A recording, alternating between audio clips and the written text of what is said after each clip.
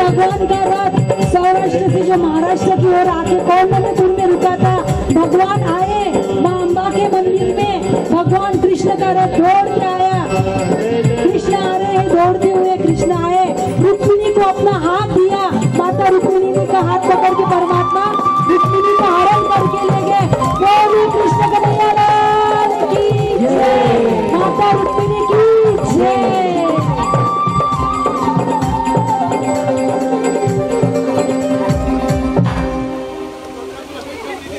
भगवान कृष्ण ने जैसे ही रुक्मिणी का हरण किया, यह समाचार पहुंचा रुक्मी तक, यह समाचार रुक्मी तक पहुंचा। शिशुपाल को पता चला कि मेरा जिससे ब्याह होने वाला था वह दुल्हन चली गई, उस दुल्हन का हरण हो गया, दुल्हन चली गई। और कहते हैं कि इधर शिशुपाल अपनी सेनाओं के साथ में आने लगा, इधर रुक्मी ने भी प्रतिज्ञा की।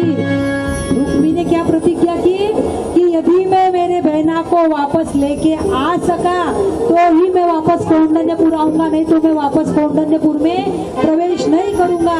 रुक्मी भी रथ लेके कृष्ण के पीछे पीछे चलने लगा। और रुकिए, अभी टाइम है, 2 मिनट रुक जाइए। कृष्ण रथ और शिशुपाल दंतवक्र सारे सारे सारे भगवान शिव, और इधर से बलदेव भैया भी आए थे अपनी सेना लेके, घमासान युद्ध होने लगा। और अंततः भगवान का और रुक्मी का युद्ध हुआ। रुक्मी ने कहा, ए भगोड़े रुक जा, मेरे बहन को लेके भाग रहा है, रुक, आज मैं तेरा वध करूंगा, तुझे मारूंगा और मेरी बहना को ले जाऊंगा, तो ही मैं वापस कौंडन्यपुर जाऊंगा, नहीं तो मैं कौंडन्यपुर नहीं जाऊंगा। और कहते हैं कि भगवान ने रुक्मी के सारे अस्त्र शस्त्र काट दिए और रुक्मी के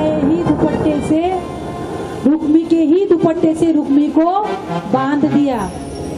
माता रुक्मिणी ने कहा, भाई स्वामी ये मेरे भाई है, इनका वध मत करिए।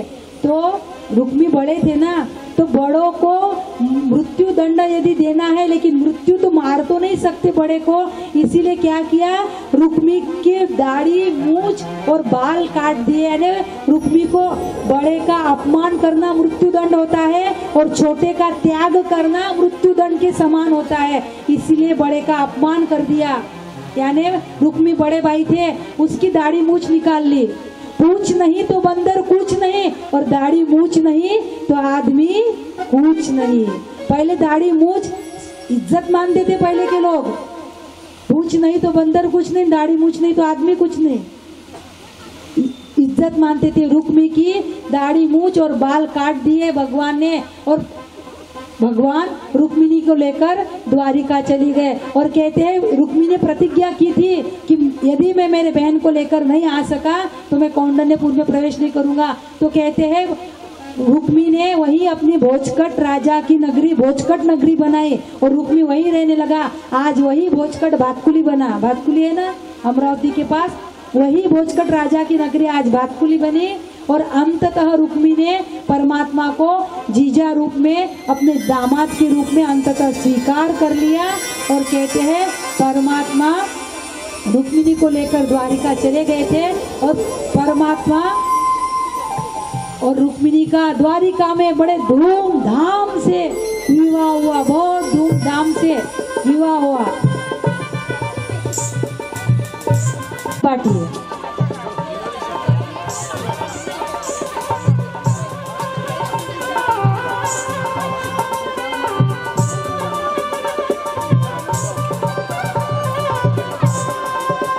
ब्राह्मणों ने अंत पढ़ दिया, अंत पढ़ दो। भूका विश्ववेदाः स्वस्ति नस्तारिक्षु अरिष्टनेमि स्वस्ति नो बृहस्पतिर्दधातु। और मंगलाष्टक गाएंगे हम, आपने सब डालना और बाद में विवाह होगा। शुभ भवतु सावधान स्वस्ति गणनायकं गजमुखं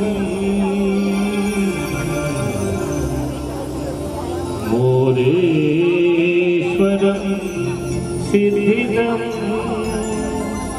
बल्लाळो मूर्णं विनायकमहम् कामनि सेवनं लेयारे गिरिजात्मकं सुरवरं विघ्नेश्वरं ओसरं ग्रामोराजनं संस्थितो गणपति कुर्यात् सदा मङ्गलं वधूर्यो शुभं भवतु सावधानम्। यावे जगदम्बिका विनयनी मोदेयता भूतले ब्रह्मा विष्णु महेश श्री गणपति यावे निवासने देयाशीष नवदाम्पत्यास प्रभुदे या सर्व हि देवता गाति मंत्रवते कुर्यात् सदा मङ्गलं वधूयो शुभं भवतु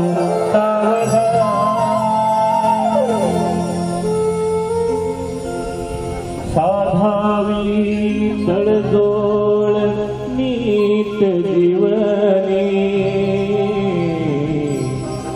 संसार होण्यासुखी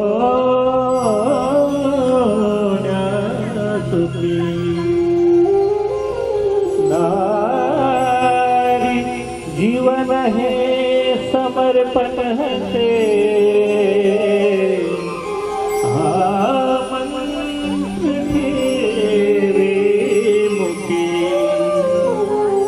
पति सेवाची खरा स्त्री धर्म पूर्ण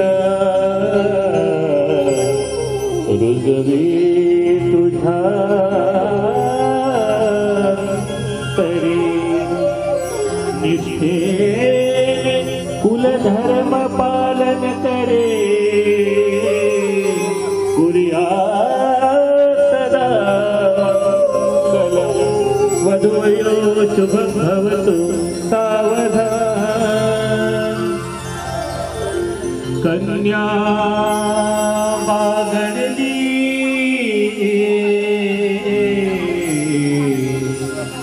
फुलापरी घरी जाते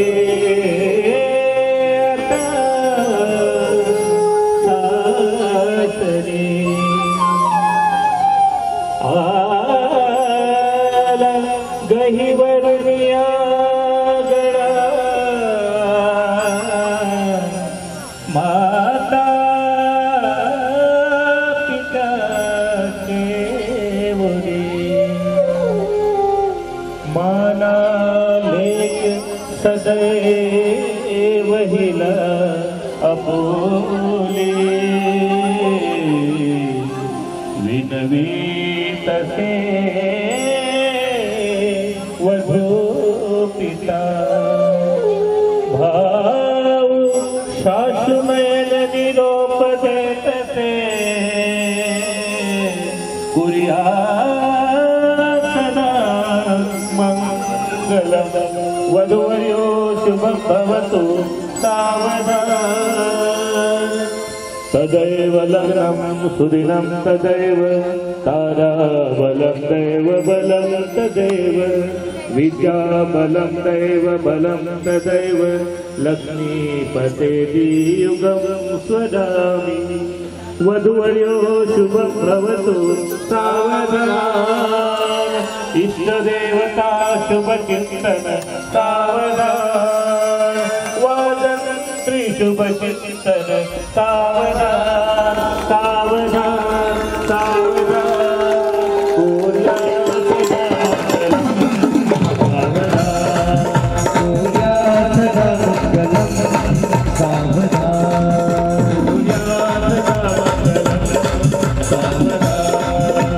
सावधान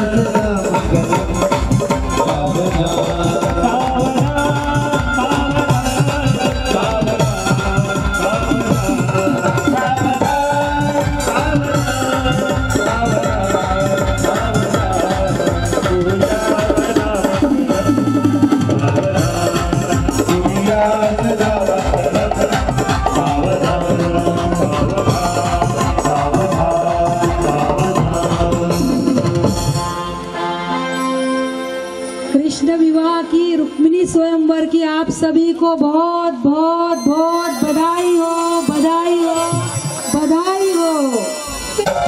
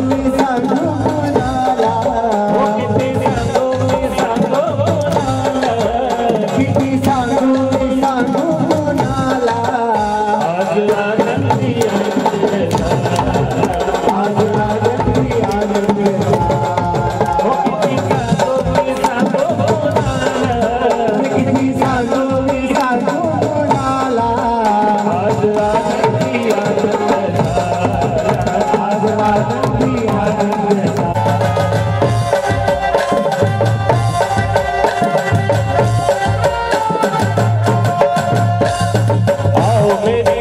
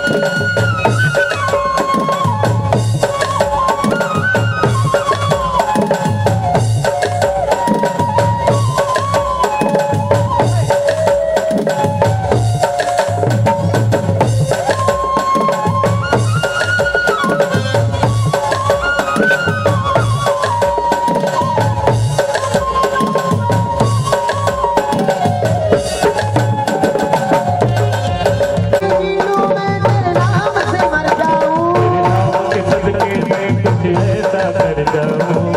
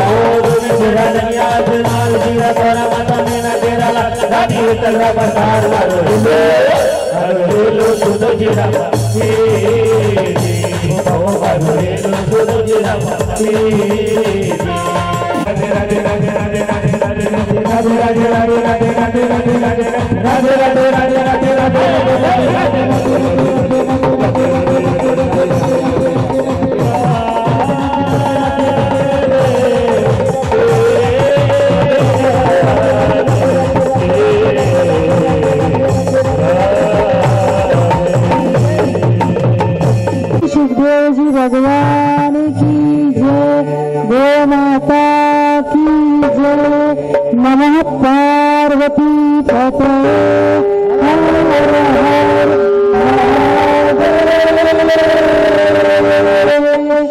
हरे कृष्ण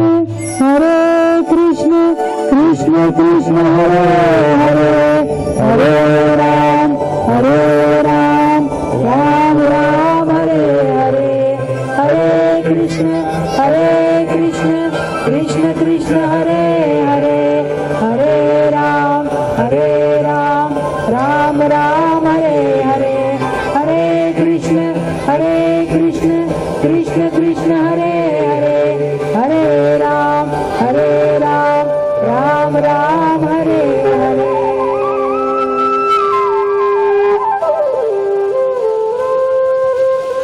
कल महाआरती का मान उनका होगा, सुनील जी भैया का मान महाआरती का, और मदन लाल जी झुंझुनवाल मेरे बड़े भाई साहब, ये दोनों पर कल देवी जी के सुबह 9:15 बजे स्वागत के लिए और 12 बजे के लिए आरती के लिए पधारे।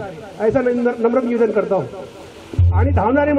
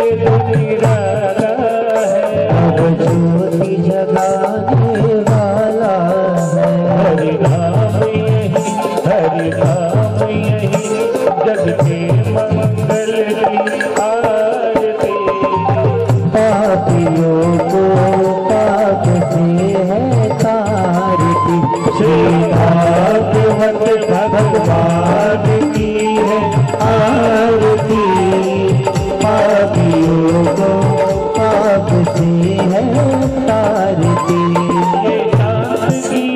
पावन पुनीत पापों को मिटाने वाला है, हरि दर्श कराने वाला है। यह दुख हरनी श्री मधुसूदन की आरती, पापियों को पाप से है तारती। भागवत भगवान की है आरती, पापियों को पाप से है तारती। मधुर बोल भगवत खोल सन्मार्ग दिखाने वाला है, बिगड़ी को बनाने वाला है। प्रभु के महिमा आरती, पापियों को पाप से है तारती।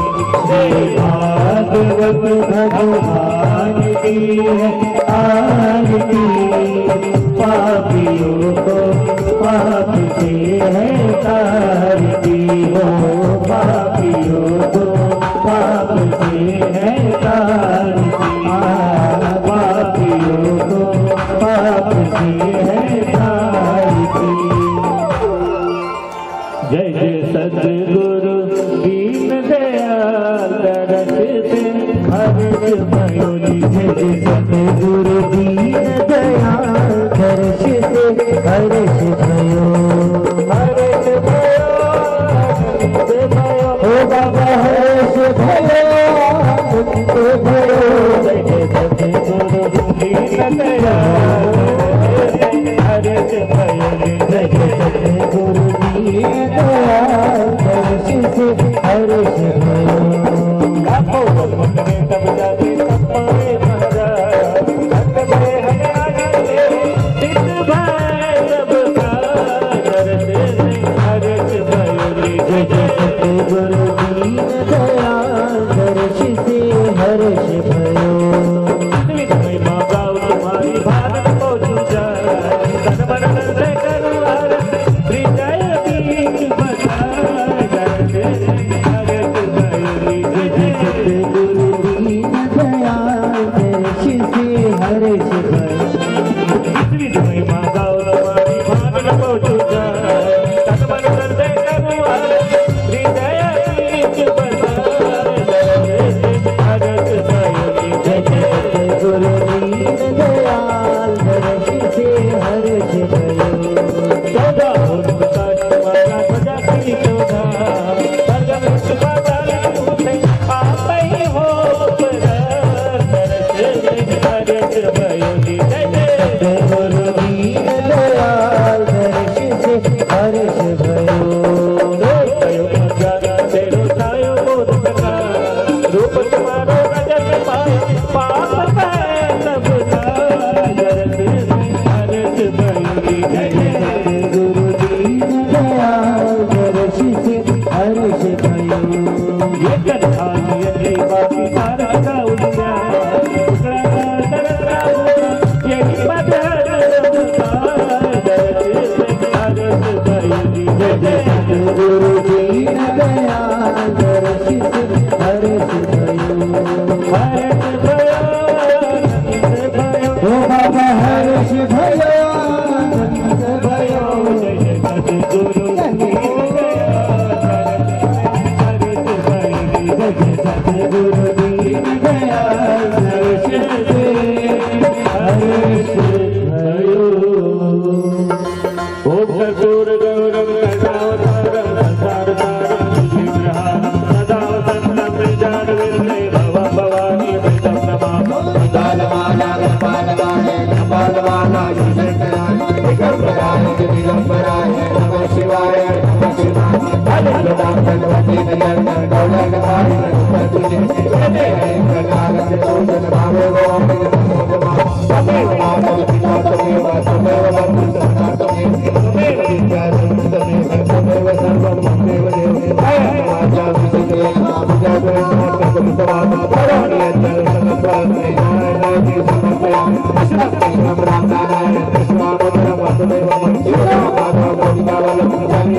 हरे राम राम राम हरे हरे हरे कृष्ण कृष्ण कृष्ण हरे हरे हरे राम हरे हरे कृष्ण हरे कृष्ण कृष्ण कृष्ण हरे हरे हरे कृष्ण कृष्ण कृष्ण हरे हरे।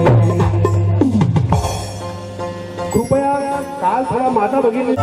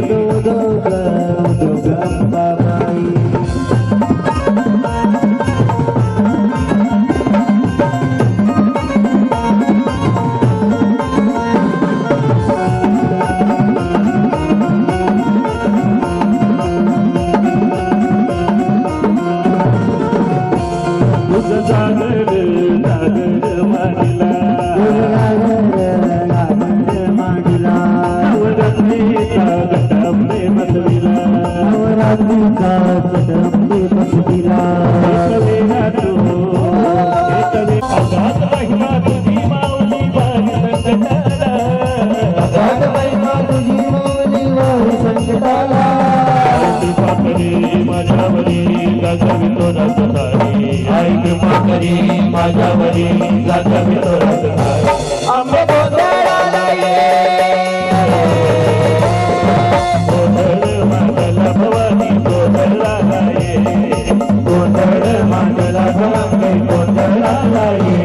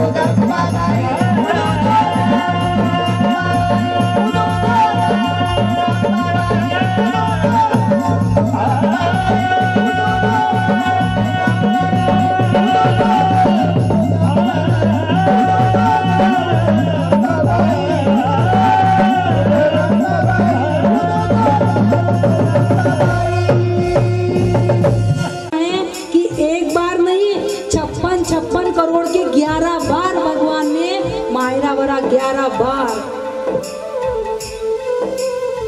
विश्वास नानी का, विश्वास द्रौपदी का, सभा में सब बैठे थे। भीष्म पितामह, द्रोणाचार्य, कृपाचार्य, महात्मा विदुर, धृतराष्ट्र सब बैठे थे सभा में, सब बैठे थे। और ये जाने दो पांचों पांडव बैठे थे सभा में। द्रौपदी सबके पास गई, सबको पुकारा, कोई नहीं आया। अंत में हे गोविंद, हे द्वारिकाधीश, हे मेरे ठाकुर, हे कन्हैया, जैसे ही द्रौपदी ने पुकार लगाई तो मेरा परमात्मा वस्त्र रूप में आ गया। साड़ी है कि नारी है, नारी है कि साड़ी है, साड़ी बीच नारी है कि नारी बीच साड़ी है। मेरा कन्हैया वस्त्र रूप बन के आ गया। वस्त्र का आया, यानी 10,000 हाथियों का बल जिस दुशासन में था, खींच खींच के वो थक गया, लेकिन 10 गज चीर नहीं खत्म हुआ, 10 गज चीर खत्म नहीं हुआ। विश्वास नानी का, विश्वास नानी का द्रौपदी का रंग लाया, विश्वास नानी का द्रौपदी का रंग लाया। बहना का भाई बहन खुद सावराया, बहना का भाई बहन खुद सावराया। इज्जत जमाने में शर्मसार नहीं होगी, इज्जत जमाने में शर्मसार नहीं होगी। पूरा है भरोसा मेरी हार नहीं होगी। सावरे जब मेरा साथ है, सावरे सर पे तेरा हाथ है।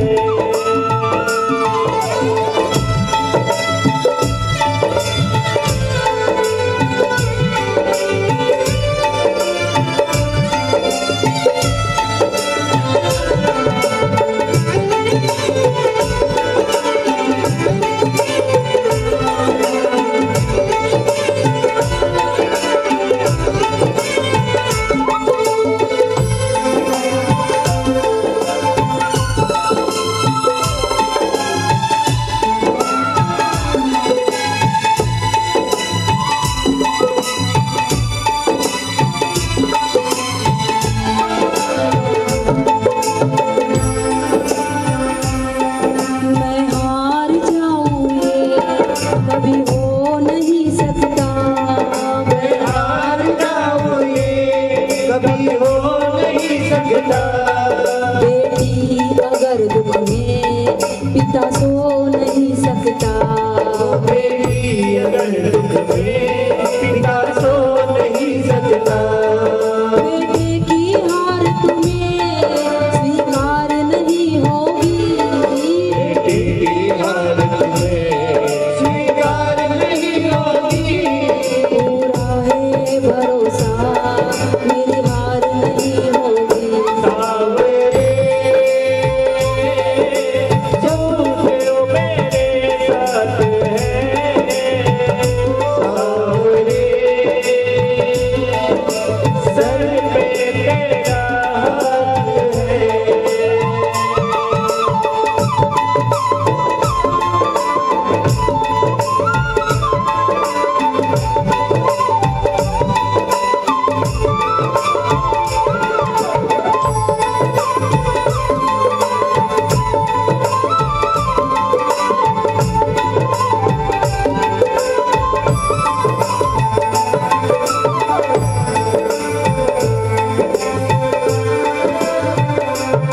जो हार जाते हैं उनको जिताता है, जो हार जाते हैं उनको जिताता है। मेरा परमात्मा जो हारता है ना, जिसके साथ कोई नहीं खड़ा रहता उसके साथ परमात्मा खड़ा रहता है।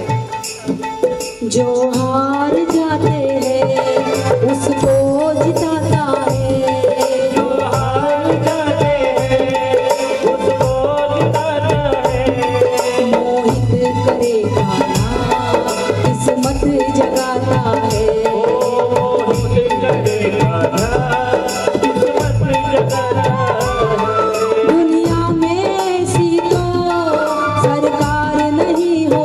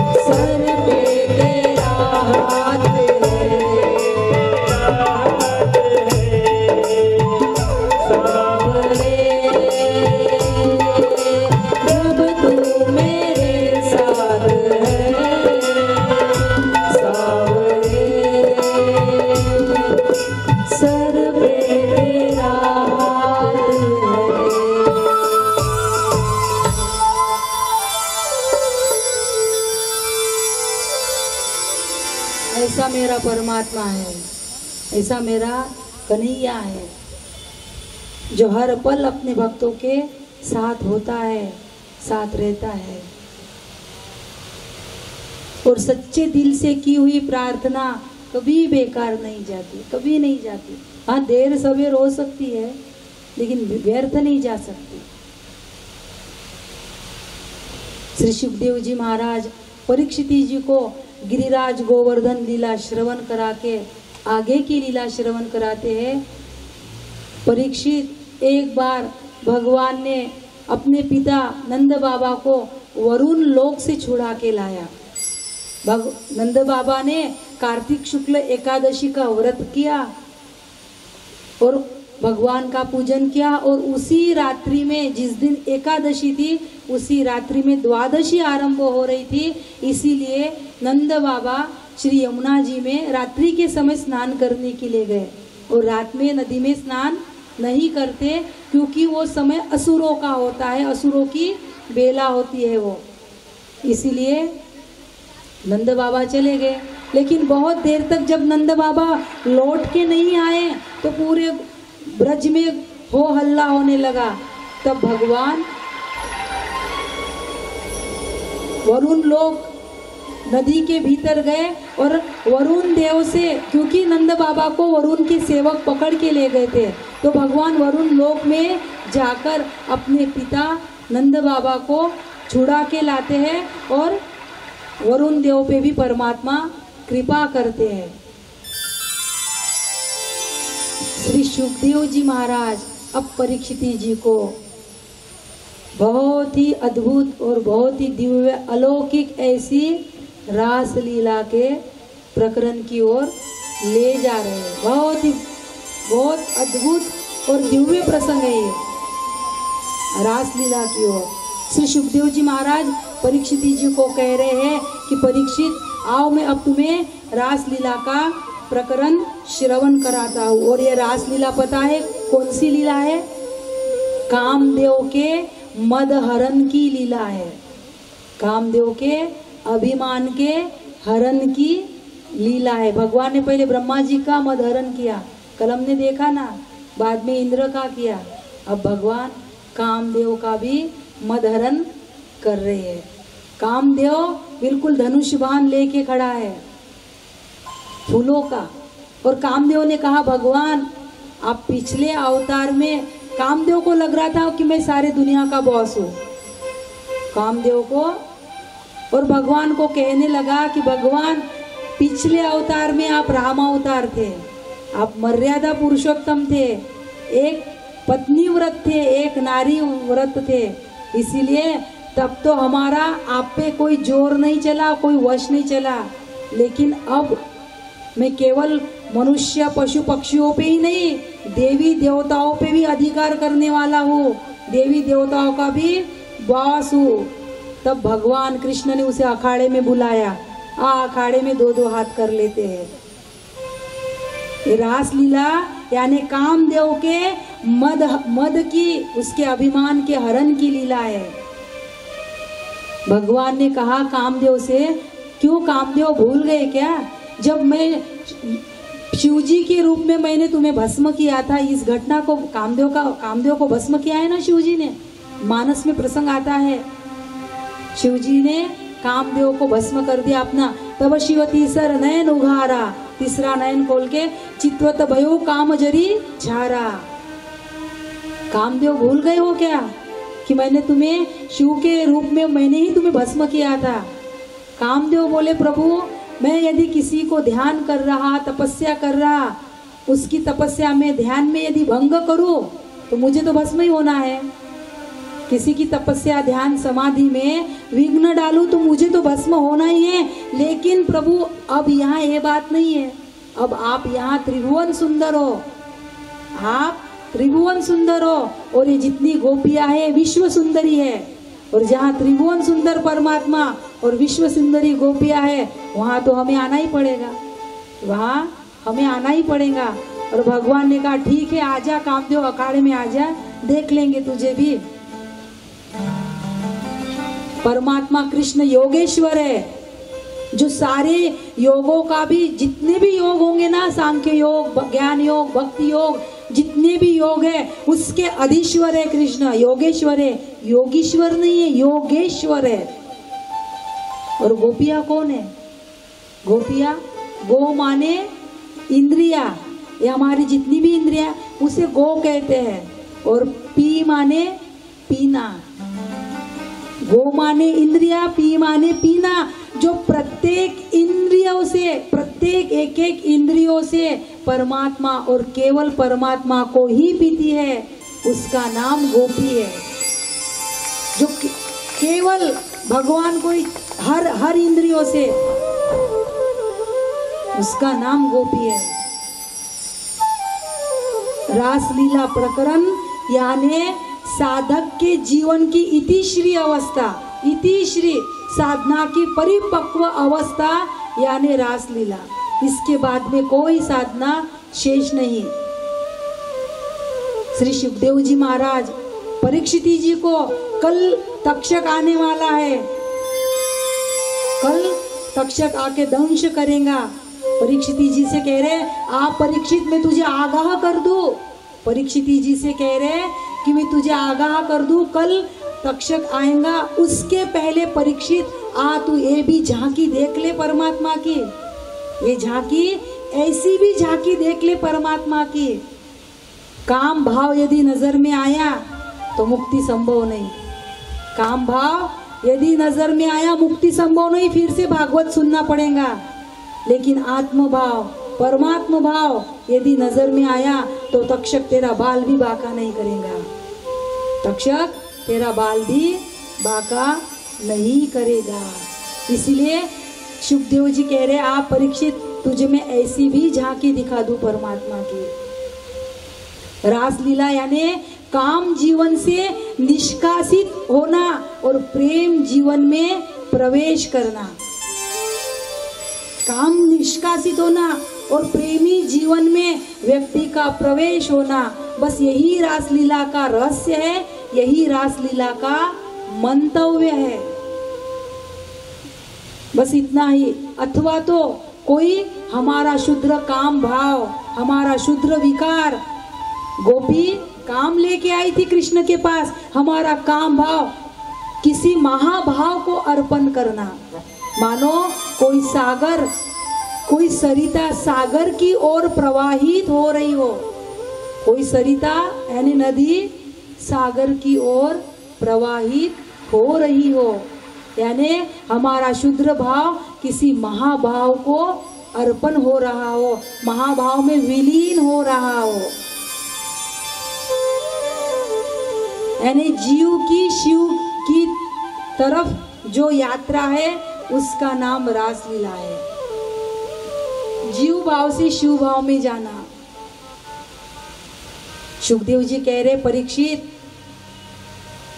कामदेव तो धनुष बाण लेके, पुष्प का धनुष बाण लेके खड़ा है, और आज शरद पूर्णिमा की रात्रि, शरद पूर्णिमा जो आश्विन महीने में होती है ना, कोजागिरी पूर्णिमा, हमारे यहाँ 2 रात्रि ऐसी है, एक अमावस्या की, दिवाली की रात्रि, एक 2 रात्रि जैसी रात्रि नहीं है फिर पूरे 365 दिन में।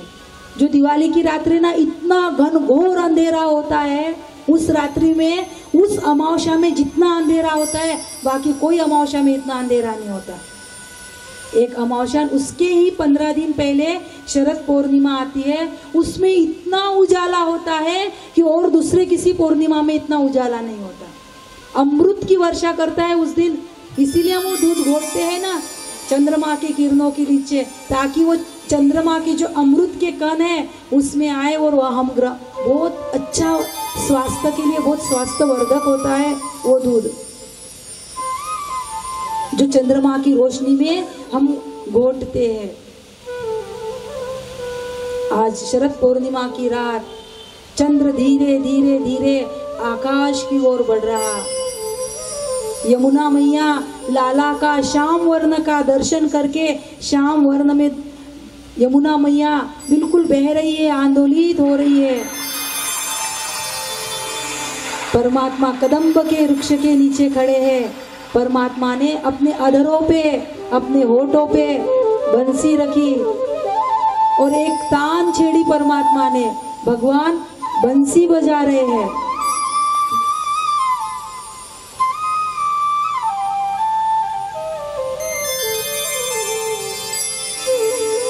और भगवान ने बंसी बजाई शरद पूर्णिमा के रात्रि को। भगवान अपि ता रात्रि ही शरदोत्फुल्ल मल्लिका विक्षरन्तु मनश्चक्रे योग माया उपाश्रितः। और भगवान ने इसीलिए मुरली बजाई कि एक एक गोपियों को बुलाने कौन जाएगा, एक एक गोपी को बुलाने कौन जाएगा। मैं बंसी बजाऊं, मैं मुरली की तान छेड़ूं और एक एक गोपी तक इसका संदेशा पहुंच जाएगा। इतनी गोपियां थी कि 2-4 गोपियां थोड़ी थी, कितनी गोपियां थी, लाखों लाखों गोपियां थी। आपको पता है कौन कौन गोपी बन के आया था? पता है आपको? भगवान जब राम अवतार में वनवास की यात्रा कर रहे थे ना, माता जानकी और लखन जी साथ में थे, तब जब दंडकारण्य की यात्रा कर रहे थे, तब जो बड़े बड़े जटाधारी, जो बड़े बड़े ऋषि मुनि थे ना, जब उन्होंने परमात्मा का इतना सौंदर्य देखा सारे ऋषि मुनियों ने, तब ऋषि मुनियों को लगा काश हम भी माता सीता के जैसी प्रभु की सेवा कर सकते तो प्रभु की। भगवान तो भाव पहचान लेते हैं। भगवान ने कहा द्वापर युग में गोपी बन के आना, सबको मिलेंगे। जब भगवान मत्स्य अवतार लिया, चौथे दिन की कथा में हमने संक्षेप में देखा, जब भगवान ने मत्स्य अवतार लिया और सागर में गए थे, तब मत्स्य कन्याओं ने भगवान का वो जो इतना मोहित, इतना आकर्षित रूप देखा, तो मत्स्य कन्या प्रभु पे आकर्षित मोहित हुई थी। तब भगवान ने उन मत्स्य कन्याओं को कहा था द्वापर युग में आना, सबको मिलेंगे। जब भगवान ने वामन अवतार लिया, हमने परसों कथा, तब असुरों की कन्याओं ने देखा था भगवान के ऐसे रूप को, मोहित हुई थी। तब भगवान ने उन कन्याओं को भी कहा था द्वापर युग सबको स्वीकार करेंगे। ये तो ये हो गई, लेकिन हमारे जो 4 वेद है ना, हमारे 4 वेद, चारों वेद, सामवेद, अथर्ववेद, यजुर्वेद, ऋग्वेद, 4 वेद, इन चारों वेदों में 1 लाख मंत्र है। चारों वेदों में 1 लाख मंत्र है और 3 कांड है, उपासना कांड, ज्ञान कांड और कर्म कांड। तो 80,000 मंत्र कर्म कांड के हैं। चारों वेदों में 80,000 मंत्र कर्म कांड के हैं, 16,000 मंत्र उपासना कांड के हैं और 4,000 मंत्र ज्ञान कांड के हैं।